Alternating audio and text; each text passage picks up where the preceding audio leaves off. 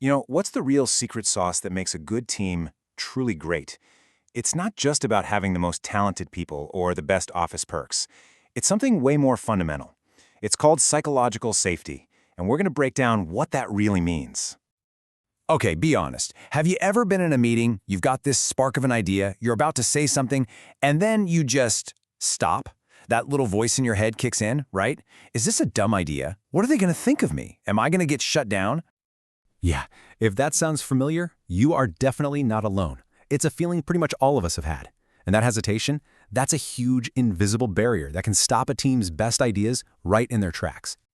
So, how do we get rid of that barrier?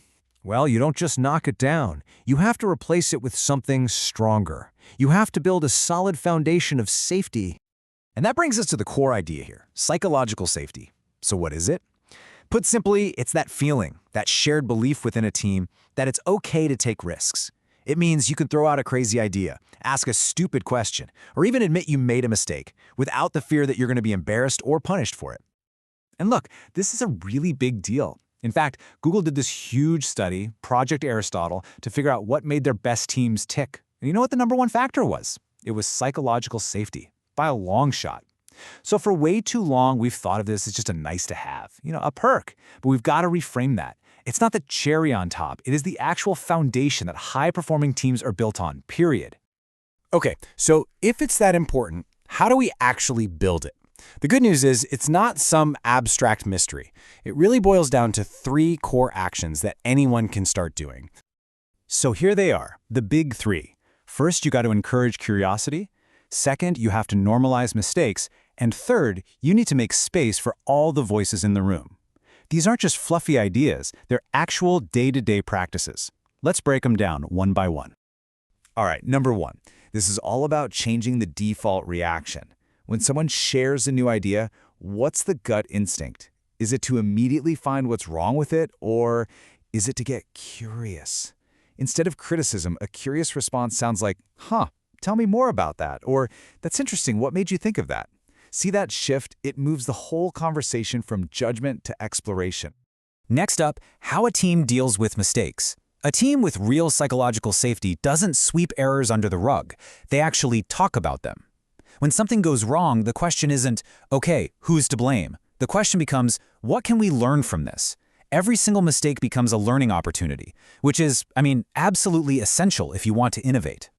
And the third action is all about being intentional, about active inclusion. It's about making a real effort to make sure the conversation isn't just dominated by the same 2 or 3 people. This can be super simple stuff, like directly asking a quieter person, hey, what are your thoughts on this? The whole point is to get all the ideas out there, right? Not just the ideas from the people who talk the loudest. So let's say you start doing these things. You encourage curiosity, you reframe mistakes, you make space for everyone, you start building that foundation of safety. What happens?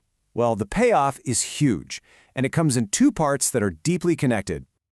It all starts with this simple truth. When people genuinely feel safe to be themselves, to take a chance, to be a little vulnerable, that's when the magic happens. Innovation and well-being, they grow together, side by side. And that's the key here. You don't have to sacrifice your team's well-being for high performance. It's the opposite. Safe teams are more creative, which leads to better work. And at the exact same time, the people on those teams feel more valued, more engaged, and way less burnt out. It's this amazing positive cycle. So let's bring this all home. Let's make it real for you and your team. Because, knowing this stuff is great, but actually putting it into practice, that's where the change happens. So I'll leave you with this question to think about.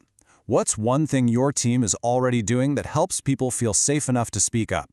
And hey, if you can't think of anything right away, that's okay too. Maybe the real question is, what's one small thing you could start doing tomorrow? Because truly great teams aren't built in a day. They're built on all those small, consistent moments of safety that let the best ideas come to light.